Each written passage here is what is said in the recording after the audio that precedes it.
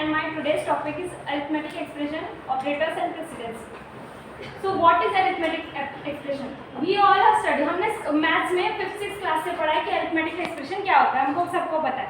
2-4 number होते हैं, उनके बीच में कोई साइंस होता है और एक इक्वेशन एक फॉर्मेट में होता है वो कि दोनों नंबर को हम ऐड करके कोई रिजल्ट बना सकते हैं या फिर दोनों कुछ भी एक sequence which consists of operator मतलब signs plus minus multiplication division and all and operands means number 1 2 3 4 infinite उनका एक डिफाइंड सीक्वेंस जिससे हमको एक प्रॉपर रिजल्ट मिल सकता है उसको हम बोलते हैं एक्सप्रेशन.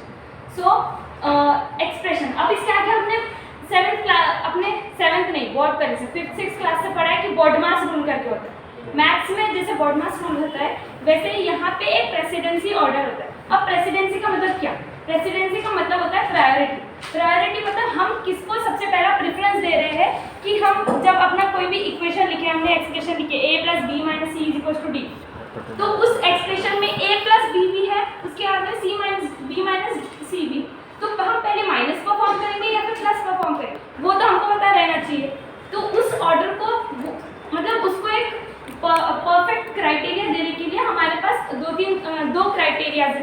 जैसे हमने सबने सीईटी दी है, उसमें हमने अपना परसेंटेज स्कोर आया, उसके कुछ दिनों बाद हमारी मेरिट लिस्ट है.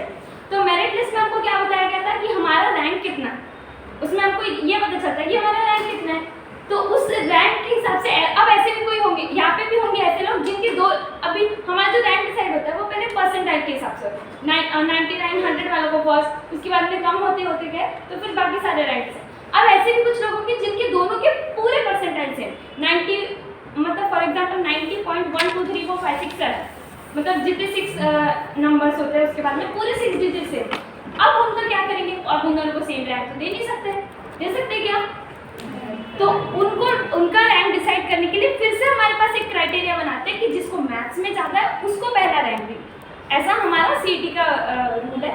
उसी हिसाब से वैसा ही एक रूल हमारे पास यहाँ पे अपनी सीट में भी है कि प्रेसिडेंसी सबसे पहला लेवल है.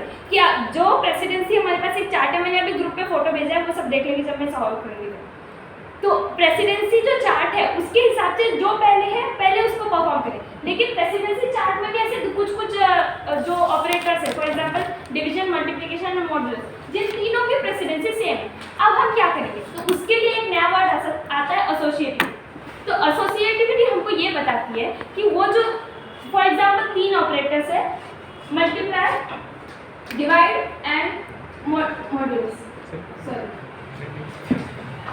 ये तीनों की एसोसिएटिविटी सेम होती है, प्रेसिडेंसी सेम है सॉरी, बट इनकी एसोसिएटिविटी जो है वो है लेफ्ट टू राइट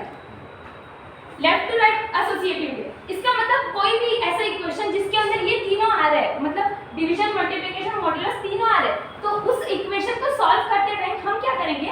जो सबसे पहले मतलब सबसे लेफ्ट साइड में जो भी ऑपरेशन है, जो भी टर्म हो, सबसे पहले हम उसको सॉल्व करेंगे. For example second number 10 divided by 5 into 3 is question.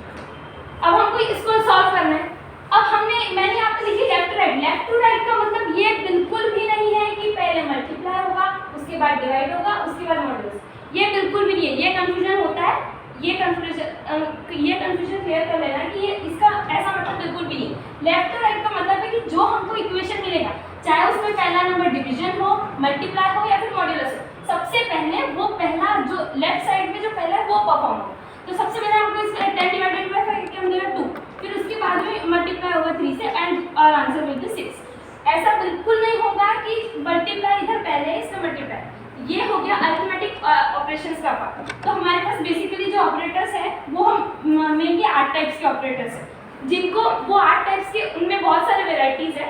तो उन सबको जो ऑर्डर है वो एक प्रेसिडेंसी चार्ट के हिसाब से हमको बताया गया. वो चार्ट मैंने ग्रुप में भेजा, आप देख लो. फर्स्ट है अरिथमेटिक.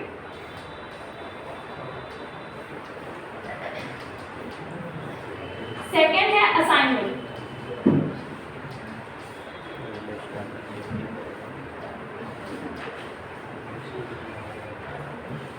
थर्ड है रिलेशनल.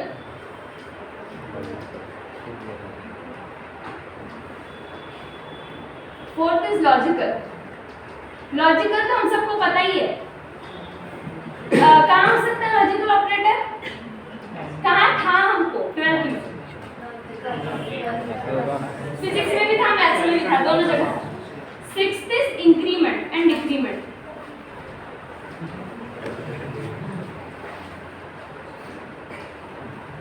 सेवेंथ इज कॉमा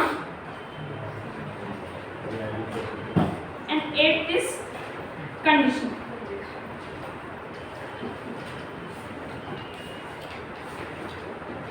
अब ये जो ऑपरेटर्स है ये सारे एक और क्लासिफिकेशन है इनका on the basis of operands, मतलब कितने ऑपरेंड्स यूज कर रहे हैं।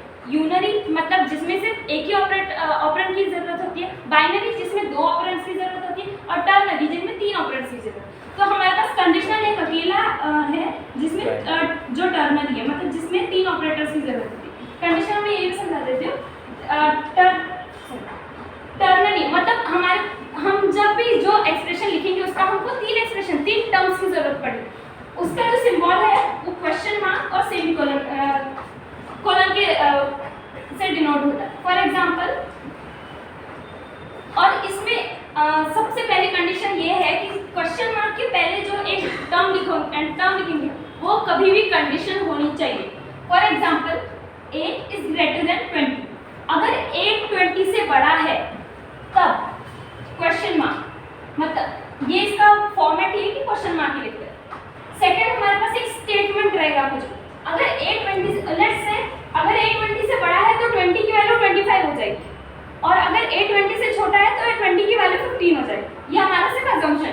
तो अगर 820 से बड़ा है तो a is equals to 25, okay. अब अगर a 20 से छोटा है तो हम क्या कंसीडर करेंगे, a इज इक्वल्स टू 15। तो अब क्या होगा, जब वो प्रोग्राम रीड करेगा सिस्टम का कंपाइलर, तो वो क्या करेगा, ये चेक करेगा कि हमने a की वैल्यू क्या ली है। और लेट्स से हमने a की वैल्यू ली है 10, a की वैल्यू हमने 10 ले ली। अब वो सबसे पहले ये चेक करेगा, उसके पास वेरिएबल को असाइन है a की वैल्यू 10 है। अब वो यहाँ पे आएगा a की वैल्यू 20 से ग्रेटर है, क्या चेक करेगा, क्या है a की वैल्यू 20 से ग्रेटर है। तो अब वो क्या करेगा, ये अगर ज़्यादा होती तो वो यहाँ पे सेकंड स्टेटमेंट में जाता और ये प्रिंट कर देता डायरेक्ट। पर a की वैल्यू 20 से कम है तो वो क्या करेगा, वो इसके पास जाएगा ही नहीं, वो एक बार उसकी तरफ देखेगा भी नहीं कि सेकंड स्टेटमेंट है क्या क्या नहीं, वो डायरेक्ट थर्ड स्टेटमेंट पे जाएगा और इसका आंसर प्रिंट करेगा। समझा? ये एक एग्जांपल होगा कंडीशनल स्टेटमेंट का। इससे ज़्यादा तो हमको आई डोंट गेस की होगा, और अगर हमको करना है तो वो तो हम अपना जो स्टेटमेंट वगैरह लिख के अलग अलग कंडीशंस का यूज़ कर सकते हैं। तो this is all about conditional operators. और अरिथमेटिक ऑपरेटर्स तो सबको पता ही है, प्लस माइनस मल्टीप्लाई एडिशन, उसमें कुछ बताने की जरूरत नहीं है। बस एक स्पेशल चीज़ है जो मॉड्यूलस। अरिथमेटिक में जो मॉड्यूलस है, मॉड्यूलस क्या डिनोट करता है, रिमाइंडर। मॉड्यूलस को कभी भी हम फ्लोट नंबर्स के साथ नहीं ले सकते। क्यों?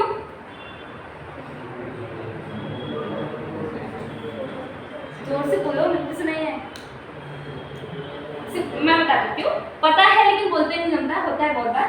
मॉड्यूलस को हम फ्लोट नंबर्स के साथ इसलिए नहीं ले सकते क्योंकि जब हम कोई रिमाइंडर ला रहे हैं, फॉर एग्जांपल यहाँ पे है 17 डिवाइडेड बाय 5। अब हम 17 को 5 से डिवाइड कर रहे हैं, कितना आएगा 3, 15 माइनस 2 0 2। हमारा आ गया आंसर, ये हमारा हो गया क्वेश्चन, ये हमारा हो गया रिमाइंडर। अब मॉड्यूलस हमको क्या बताता है, यहाँ पे जो वैल्यू है वो हमको मॉड्यूलस बताता है। अगर हमने फ्लोट कंसीडर कर दिया तो यहाँ पे क्या हो जाएगा, ये क्वेश्चन कितना बचेगा, क्या नहीं, इसके आगे 2, इसके बाद में पॉइंट ले लेगा वो, और उसके बाद में कितना 0 और से 4 20 माइनस 0 0। यहाँ अगर हमने फ्लोट कंसीडर कर लिए तो हमारा जो ऊपर का क्वेश्चन का जो आंसर है वो हमेशा पॉइंट में आएगा। पॉइंट में आएगा तो क्या हो जाएगा, नीचे जो हमारे पास रिमाइंडर बच रहा था वो कभी बचेगा ही नहीं, किसी भी हाल में कभी वो रिमाइंडर बचेगा ही। इन वेरी रेयर केस जब वो नंबर हो सकता है कि मतलब क्या होता है उसको जो नॉन रिपीटिंग जो फॉर्म होता है वो एक सिंगुलर केस है, बोल सकते हैं, वहाँ पे हो सकता है। लेकिन जनरली ऐसा कभी नहीं होगा कि तुम्हारा रिमाइंडर जो बचे, क्योंकि ऑलमोस्ट 6 डिजिट्स तक तो ऑलमोस्ट सारे रिमाइंडर जो है डिसअपियर हो ही जाते। इसीलिए ये कंडीशन हो जाती है हमारे फ्लोट के केस में, इसलिए हम फ्लोट मॉड्यूलस को कभी भी फ्लोट के साथ लेते हैं। मॉड्यूलस की और एक खास बात है, उसके साथ हम निगेटिव नंबर्स लेंगे तो क्या होगा। अब हमको पता है डिवाइड में हम निगेटिव लेंगे, एक निगेटिव एक पॉजिटिव, एक मल्टीप्लाई में भी अगर सेम केस हुआ तो आंसर हमारा निगेटिव में आया। लेकिन मॉड्यूलस के साथ एक स्पेशल केस है, -10 modulus of 7 is equals to क्या आएगा, 10 है, अब क्या आएगा 3 आएगा। अगर मैंने यहाँ पे माइनस लगा दिया तो अब क्या आएगा -3 आया। लेकिन अगर ये माइनस मैंने यहाँ से हटा के यहाँ लगा दिया तो आंसर -3 नहीं आएगा, तो आंसर 3 ही आएगा। ये उसका पर्सनल रूल है, शायद पहले से सिस्टम में चलता आ रहा है। लेकिन अगर तो हमको ये याद रखना है कि हमारा जो फर्स्ट ऑपरेंड है उसका जो साइन होगा, प्लस हो चाहे माइनस हो, जो भी साइन होगा वही हमारे आंसर में है। ठीक है, बस इतना ही अरिथमेटिक ऑपरेटर्स के बारे में, और कुछ नहीं है। असाइनमेंट ऑपरेटर्स, असाइनमेंट ऑपरेटर सबसे सिंपल है, equal to, best mostly use assignment operator is equal to. Assignment मतलब क्या होता है, अब किसी को कुछ असाइन करना, किसी को किसी चीज की वैल्यू देना। तो इसका एक रूल ये है कि हम जब भी किसी चीज को वैल्यू असाइन करें, अब मैं ये स्टेटमेंट लिखूं, ये वैलिड है क्या, क्यों वैलिड नहीं है, क्योंकि दोनों की पर्टिकुलर वैल्यू है, दोनों एक इंटीजर नंबर है, दोनों की पर्टिकुलर वैल्यू है, तो दोनों को हम एक दूसरे की वैल्यू इंटरचेंज कर देंगे तो नहीं हो सकता ना। तो इसलिए इसमें क्या होता है कि अब जब भी हम किसी को किसी की वैल्यू असाइन कर रहे हैं तो वो जो लेफ्ट हैंड साइड में है वो कभी भी वेरिएबल रहना चाहिए, वेरिएबल रहना चाहिए। और इस साइड में चाहे तुम वेरिएबल डालो, कोई एक्सप्रेशन डालो, या फिर कुछ भी ऑपरेंड डालो, नंबर डालो, इंटीजर, फ्लोट डालो, कुछ भी डालो, लेकिन जो लेफ्ट हैंड साइड है वो हमेशा वेरिएबल रहना चाहिए, बस दैट्स इट। और इसमें और कुछ भी असाइनमेंट ऑपरेटर्स होते हैं, जैसे equal to, plus, equal to divide, equal to negative, वो सब हमारे ज़्यादा काम की है गेस। तो असाइनमेंट में हमको मोस्टली इक्वल टू ही याद रखना। Then next move on to relational operators. Relational operators मतलब जो किसी दो चीज़ों के बीच का हमको रिलेशन बताते हैं, सिंपल। हमारे पास हम जनरल लाइफ में यूज करते हैं greater than, less than equal to and greater than equal. ये चार है रिलेशनल ऑपरेटर्स। ये चारों कैसे है, बाइनरी, ये सब बाइनरी ऑपरेटर्स जो बता रही हूँ मैं भी सारे बाइनरी है, क्योंकि इनमें कम से कम 2 नंबर तो लगेंगे ही हमको। इसका यूज बहुत सिंपल है, सबको पता है कि ग्रेटर देन के पहले अगर हम for example b is equals to 10, a is equals to 7, a की वैल्यू 7 है, b की वैल्यू 10 है। हमने प्रोग्राम में लिखा है, मैं बस यहाँ पे बता रही हूँ, प्रोग्राम लिखने की अभी जरूरत नहीं है। तो जब ये स्टेटमेंट मैंने लिखा, अब ये ट्रू है कि फॉल्स है, ट्रू है, तो ट्रू के लिए जो सिस्टम होता है वो हमको आउटपुट देता है 1, और जब फॉल्स के लिए देता है वो देता है 0। तो हम जब ये प्रिंट करेंगे, ये प्रोग्राम परफॉर्म करेंगे, तो हमारा जो आंसर आएगा वो आएगा 1। क्यों, क्योंकि हमारा स्टेटमेंट करेक्ट है, simple. Same greater than equal to का यूज भी हमको पता है कि अगर वो वैल्यू उसके बराबर होगी या फिर उससे कम होगी, तो सॉरी ज़्यादा होगी ग्रेटर देन के केस में, तो वो सेम आंसर देगा। अगर ट्रू होगा तो 1, फॉल्स होगा तो 0। बस next logical operators. Logical mathematical logics में हम देखिए एंड गेट, और गेट, नॉट गेट, वही सेम केस है। वो क्या करता है, उनमें भी वैसे ही था। लॉजिकल गेट के 3 टाइप्स हैं, एंड, और, and not.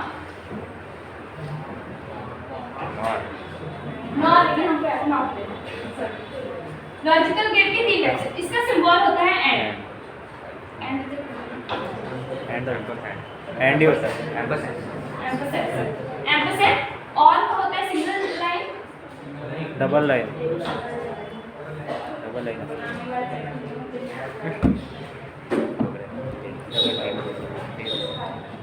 Ampersand, and logical not होता है एक्सक्लेमेशन। ये क्या एंड और नॉट, ये सब का यूज हमको पता है। इसमें क्या होता है, अगर दोनों स्टेटमेंट ट्रू है तो आंसर क्या आएगा, ट्रू। दोनों स्टेटमेंट फॉल्स है लेट्स से, तो आंसर क्या आएगा,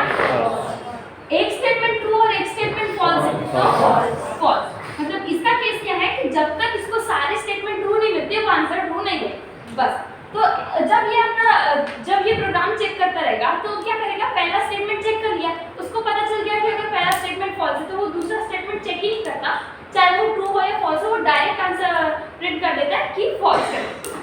हो गया मैम। अब इसके बाद में से और में क्या होता है, ट्रू है और ये ट्रू है, तो आंसर क्या आएगा? ट्रू। अगर एक फॉल्स है और एक ट्रू है ट्रू। तो ट्रू, एक दोनों फॉल्स है तो फॉल्स। इसमें क्या करेगा, और जब चेक करता है किसी भी प्रोग्राम को तो वो ये चेक करेगा कि उसके पास जो भी रीड होंगे, क्योंकि सी में लाइन वाइज हमारा रीड होता है कंटिन्यू, इस बीच में से प्रोग्राम रीड नहीं करता, तो अगर उसको पहला स्टेटमेंट ही ट्रू मिल गया तो वो सेकंड चेक ही नहीं करेगा कि फॉल्स है कि ट्रू है, वो डायरेक्ट आंसर प्रिंट कर देगा फॉल्स, सॉरी ट्रू। और ट्रू हमारा ट्रू लिख के नहीं आएगा TRU, वहां पे डिनोट करेगा 1 या इसके लिए 1 और इसके लिए 0। सेम केसेस है। नॉट क्या करता है, हमने कोई भी स्टेटमेंट लिखा a = 20, हम ये चेक करना है अगर a की वैल्यू 20 है तो आंसर हमारा 0 आएगा, क्योंकि नॉट का मतलब क्या होता है, नेगेटिव, किसी भी चीज को उल्टा कर देना। अगर ये स्टेटमेंट सही है तो वो 0 आंसर देगा, मतलब फॉल्स, उसके लिए वो फॉल्स है। अगर ये स्टेटमेंट हमारे लिए सही है तो उसके लिए वो स्टेटमेंट फॉल्स है, क्योंकि हमने कौन सा ऑपरेटर यूज किया, नॉट। और अगर वो स्टेटमेंट हमारे लिए गलत है तो वो आंसर देगा ट्रू, मतलब उसके लिए 1। समझा? कोई कंफ्यूजन किसी को? बिटवाइज ऑपरेटर नेक्स्ट, पूरा same to same logical operator जैसा फंक्शन, उसका पूरा बिटवाइज लॉजिकल ऑपरेटर, बस एक फर्क है, बिटवाइज ऑपरेटर थोड़ा सा स्पेसिफिक बोल सकते हैं हम इसको, क्योंकि इसमें जो काम होता है उसके नाम में दिख रहा है बिटवाइज, मतलब हर एक बिट को लेके, बिट मतलब smallest unit to store data. एक बाइट में कितने होते हैं, 8 बिट्स होते हैं। बिटवाइज ऑपरेटर का एक रूल है कि उसको जब हम परफॉर्म करते हैं तो हमको कम से कम हमारे इनपुट पे कम से कम 8 बिट्स होने चाहिए मिनिमम। अब हम लेट्स से कोई भी नंबर लिख लिए 10, a = 10, a = 10 लिखा हमने। अब इसके बाद में हम और 2 वेरिएबल ले लिए, b = 5। अब हमको बिटवाइज ऑपरेटर परफॉर्म करना है। बिटवाइज ऑपरेटर की 6 टाइप्स है, बिटवाइज और, bitwise and, bitwise not, left shift, right shift and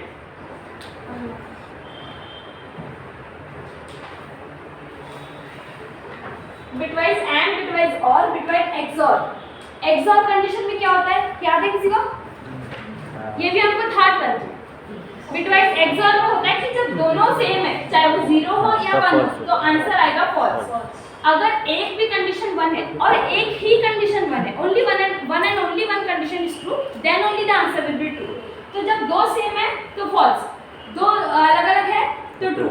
ये होता है एक्सऑर का। वो सेम एंड और जैसा ही है, तो सबको समझ में आ जाए।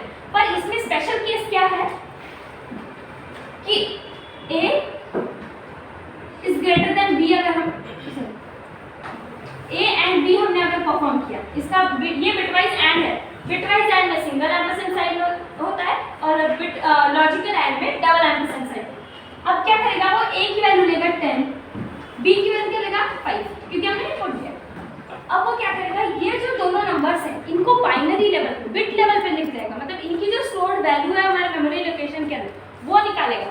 10 की वैल्यू क्या होती है, 0 0 0 0 1 0 1 0, और 5 की वैल्यू क्या होती है, 0 0 0 0 0 1 0 1। ठीक है। अब ये जब अपना प्रोग्राम परफॉर्म करेगा तब क्या करेगा, एंड साइन है। एंड में क्या केस होता है कि अगर दोनों ट्रू है तो ट्रू आंसर आएगा, मतलब यहाँ पे दोनों 1 अगर रहेंगे तो हमारा आंसर 1 है। और यहाँ पे कहीं है क्या, ये 0 1 0 1 0 0 1 0 0 1 0 1 0 0, और ये तो सारे 0 0 0 0 ही है, तो हमारा आंसर क्या आ गया, ओवरऑल 0। तो हमारा जो आंसर है वो आएगा 0। लेकिन अगर हमने इस केस में यहाँ पे 5 की जगह 6 ले लिया है, तो 6 ले लिया तो हमारा 10 तो जैसे वैसे ही है। अब 6 ले लिया तो क्या हो जाएगा 1 1, यह बाइनरी नंबर हो जाएगा, तो हमारा आंसर भी चेंज हो जाएगा 0 0 0, लेकिन 1 1 1 1 0 0। अब हमारा जो नंबर है वो चेंज हो गया।